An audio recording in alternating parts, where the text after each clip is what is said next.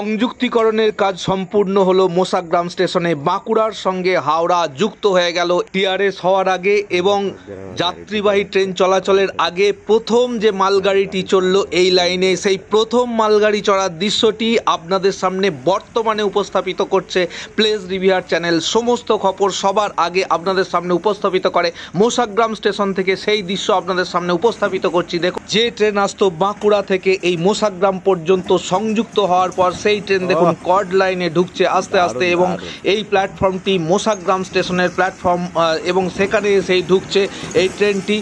অর্থাৎ প্রথম যে মালগাড়িটি এলো এবং এই সংযুক্তকারী রাস্তার ওপর দিয়ে চললো সেই দৃশ্যটি আপনাদের সামনে উপস্থাপিত করছি। 1995 সালে দক্ষিণ পূর্ব রেলের এই লাইনকে ন্যারোগেজ থেকে ব্রডগেজে রূপান্তরিতকরণের কাজ শুরু হয়েছিল আর 2005 সালে সেই কাজ শেষ হয়েছিল। আর আজ 2024 সালে যুক্ত হয়ে গেল, উন্মুক্ত হয়ে গেল পশ্চিম ভারতের সঙ্গে পূর্ব ভারতের যোগাযোগ ব্যবস্থা এবং দক্ষিণ পূর্ব রেল যুক্ত হয়ে গেল পূর্ব রেলের সঙ্গে।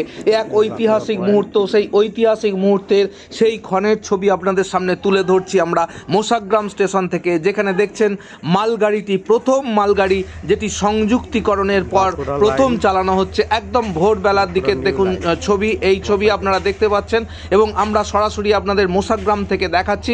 দেখুন কিভাবে মালগাড়িটি সংযুক্তিকরণের পর চালানো হচ্ছে সেই ব্রডগেজ লাইনে। আমরা ভোরবেলা থেকে কভার করছি তাই একটু অস্পষ্ট ছবি আপনাদের সামনে এসেছে, কিন্তু বর্তমানে প্রায় দেখুন সকাল হয়ে এসেছে এবং সেই সকালের ছবি দেখুন যখন মালগাড়িটি আস্তে আস্তে ফিরে যাচ্ছে পিছনের দিকে, সেই ছবিটি আরও স্পষ্ট দেখতে পাচ্ছেন।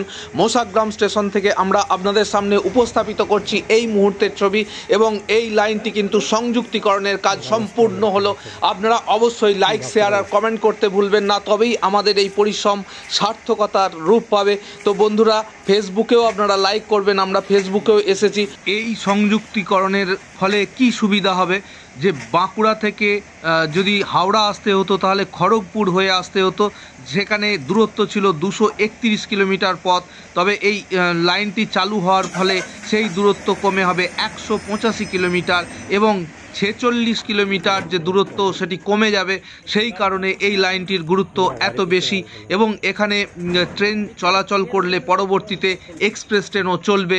একদিনের সেই ন্যারোগেজ রেল লাইন আজ ব্রডগেজে রূপান্তরিত হওয়ার পর আজকে সংযুক্তিকরণের কাজ সম্পূর্ণ হলো। তো এই দৃশ্যর অবতারণা যে একদিন হবে এটি আগে কোনোদিনই কেউ ভাবতে পারেননি। তো বন্ধুরা, আপনারা সঙ্গে থাকুন এবং যেদিন সিআরএস হবে সে দৃশ্যও দেখাবো। আমরা কথা দিয়েছিলাম যে মোসাগ্রাম স্টেশনের একটি সম্পূর্ণ চিত্র আপনাদের দেখাবো সংযুক্তিকরণের পর।